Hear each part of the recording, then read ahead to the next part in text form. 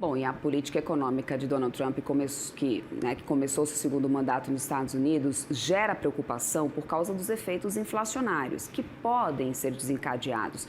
E é sobre essas perspectivas e os impactos dessas medidas econômicas na economia global que a gente fala com o ex-secretário de Comércio Exterior, o Welber Barral, que já está aqui comigo. Muito obrigada, meu querido. Seja bem-vindo aqui na nossa programação. Bem-vindo sempre aqui ao CNN Money. Bom dia a todos. Vamos começar falando um pouco sobre essa questão da taxação, né, Welber? Porque a gente tinha uma grande expectativa de que teria uma taxação universal, tarifas de 60%, e até então a gente não tem um detalhamento sobre isso. Tivemos as falas aí da posse, que inclusive o economista-chefe agora do Itaú vinha comentando para a gente, lá direto do Fórum de Davos, que foi visto, né, amplamente como um abrandamento esse discurso de posse de Donald Trump, principalmente para essas questões comerciais. E ontem ele mencionou uma tarifa de 10%. Qual que é a avaliação, para a China, no caso, qual que é a avaliação que você faz, antes de falar até sobre México e Canadá, mas em relação à China, não ter uma tarifa de 60% agora, o que isso representa para a economia global e mais para países emergentes como o Brasil, que é positivo, 10 é melhor do que 60, isso é fato, né, Weber? Mas o que representa isso agora? Qual leitura a gente pode fazer dessas intenções de Donald Trump ao falar em uma taxação de 10% e não mais em 60% para a China? Bom, é uma pergunta muito interessante, porque justamente durante a campanha, o Trump falou várias coisas contraditórias. Falou na tributação de 60%, falou de uma tributação de 25% contra todo mundo, falou especificamente México e Canadá. Em algum momento ele falou de BRICS, citando inclusive a Índia e o Brasil. Então houve várias ameaças que não se concretizaram em nenhuma medida até agora. O que se concretizou ontem, ele assinou uma ordem executiva mandando que o Departamento de Comércio e o Departamento do Tesouro estudassem os impactos das tarifas, de eventuais tarifas que possam ser impostas. O que existe até agora, então, é uma série de ameaças, já que a economia americana é tão grande, pode afetar qualquer dos seus países importadores, há uma série de ameaças e essas ameaças parecem buscar alguma estratégia de negociação do Trump. É o que ele já fez da outra vez, tentaria fazer agora, inclusive com relação à China. Com relação à China, a grande demanda do Trump é o equilibrar a balança comercial, já que a China exporta muito e tem um superávit muito grande com os Estados Unidos.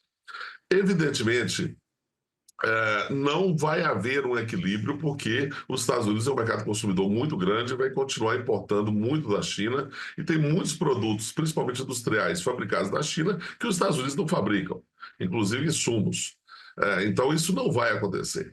Agora, há uma perspectiva de que o Trump pressione a China para comprar mais dos Estados Unidos, em relação, ameaçando com a imposição de tarifas mais altas. E isso poderia, inclusive, afetar o Brasil, já que a China é uma grande consumidora de commodities agrícolas brasileiras.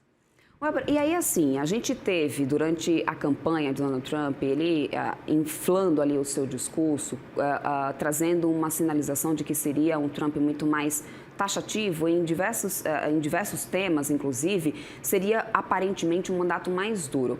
Mas pelas falas que a gente tem até agora, né, por tudo que a gente já tem especificado até agora, a gente não tem nada muito diferente do que já teve, até você citou aí na sua fala, do que já teve um pouco lá atrás. Inclusive nessa questão com a China, só para poder a gente relembrar, e aí eu quero pegar a tua experiência aqui como, né, secretário de Comércio Exterior, a gente já teve essa realidade de taxação dos Estados Unidos para a China, ali em 2018, se não me falha a memória, né, se minha memória agora não me trair, nessa guerra, nesse conflito comercial, que não é bem uma novidade entre Estados Unidos e China.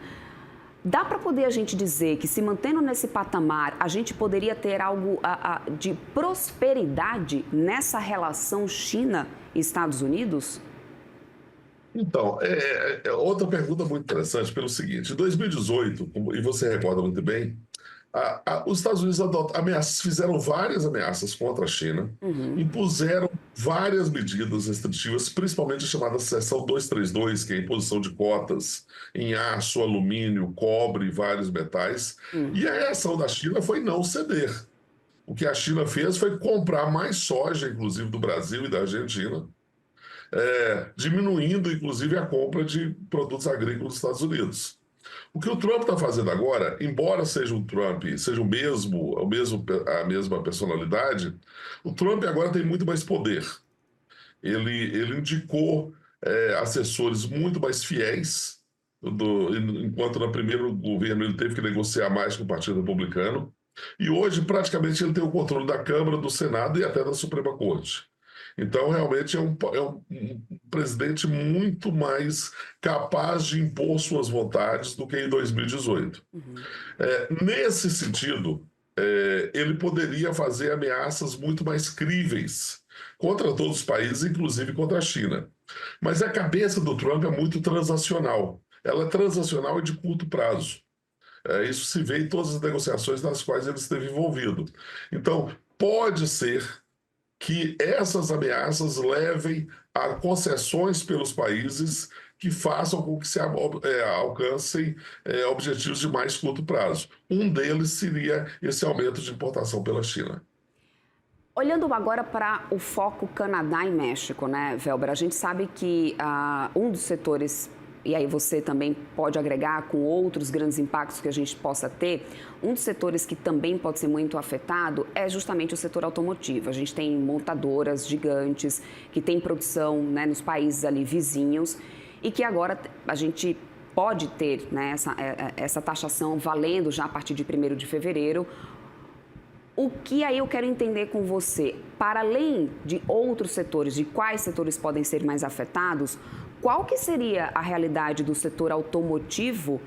Como que ficaria a competitividade desse setor especificamente e dessas indústrias que estão nesses países? Porque se não consegue mandar carro para os Estados Unidos, está fadado a uma boa queda daqui para frente. Ou seja, a gente já teve até a Volkswagen se manifestando, falando sobre isso, sobre essa inviabilidade. Ou seja, é uma inviabilidade total ou o que poderia também fazer essas empresas para tentar driblar um pouco o que vem pela frente aí com o Trump? Então, de novo, vamos voltar um pouco no primeiro governo Trump. No primeiro governo Trump, ele reclamava muito das condições do NAFTA. E aí ele levou, ameaçando o México e o Canadá, ele levou a renegociação, o que se chamou USMCA, que é o novo acordo do NAFTA, que na verdade não teve tantas mudanças adicionais, a não ser as regras de origem que se tornaram mais rigorosas. Ou seja, um produto agora para ser considerado mexicano ou canadense para conseguir ser vendido nos Estados Unidos tem regras muito mais exigentes do que havia na época do NAFTA. O México, nesses últimos 30 anos, são 30 anos de NAFTA, nesses últimos 30 anos de NAFTA, o México e os Estados Unidos se tornaram muito dependentes da economia norte-americana. É o primeiro parceiro comercial de longe para todos os dois. Há muita integração entre empresas, há muitas empresas que se instalaram no México para exportar para os Estados Unidos, e a irritação do Trump se refere, especificamente nesse caso, justamente às empresas chinesas que nos últimos anos se instalaram muito no México para exportar para os Estados Unidos, inclusive empresas do setor automotivo. Só que simplesmente barrar essa importação é algo complexo, porque muitas dessas empresas, inclusive empresas americanas, GM, Ford, etc., tem não só montagem no México e no Canadá, mas tem também fabricação de peças, fabricação de itens eletrônicos. Há muita integração produtiva entre os três países na área automotiva. Então, medidas do que o Trump proponha seguramente vão sofrer um lobby muito forte das próprias empresas americanas que têm produção nesses países. Então, por aí pode haver uma diminuição do efeito sobre o setor automotivo. Sobre os demais setores, aí temos que analisar caso a caso, porque o México, os Estados Unidos são um grande exportador de produtos agrícolas para o México. A agricultura mexicana é muito frágil, ela não é competitiva. Os Estados Unidos também exportam muito produto agrícola para o México. E aí, da mesma forma que os Estados Unidos adotaram medidas, o México prometeu retaliação. E aí, o que vai ser muito importante é o lobby do setor agrícola norte-americano, que também é muito poderoso. Weber, só para poder encerrar rapidamente aqui o nosso assunto, que eu não queria deixar de repercutir com você, uma fala de Trump em relação à América Latina e principalmente o Brasil, né? Ali depois da posse, que ele disse que os Estados Unidos precisam muito menos da América Latina do que a América Latina precisa dos Estados Unidos e que aí, então, dando a entender que não precisaria do Brasil. Qual que é o impacto dessa fala de Donald Trump nesse momento? O que representa realmente a América Latina para os Estados Unidos e vice-versa? No outro governo Trump, e também no governo Biden, a América Latina teve muito pouca importância para os Estados Unidos. A grande verdade é que o próprio Biden teve uma iniciativa para as Américas, mas que foi algo muito limitado. E no outro governo Trump, os únicos temas relacionados com a América Latina era praticamente tráfico de drogas, imigração e depois a questão da Venezuela. Então, a América Latina foi relativamente esquecida no outro governo Trump. Há uma expectativa agora de que o governo Trump, inclusive por ter um secretário de Estado latino pela primeira vez, que aqui a questão da Venezuela se tornou ainda mais complexa, que possa haver maior atenção dos Estados Unidos em relação à América Latina. Isso falando da América Latina como um todo. Com relação ao Brasil, há evidentemente uma divergência ideológica com relação ao governo brasileiro. Deve haver uma aproximação entre os Estados Unidos e a Argentina. A Argentina sonha que o governo americano pode ajudar nas negociações com a FMI, que é o grande credor da Argentina, e que poderia haver algum tipo de acordo comercial entre Estados Unidos e Argentina, que eu particularmente acho muito, muito improvável. O Brasil tem um outro problema, que só a questão dos BRICS. O Trump já ameaçou os BRICS por conta de uma potencial moeda dos BRICS, que também está muito distante da realidade, e pelo fato de que os BRICS estariam adotando medidas que afetariam os interesses norte-americanos. Então, a diplomacia brasileira vai ter muito trabalho.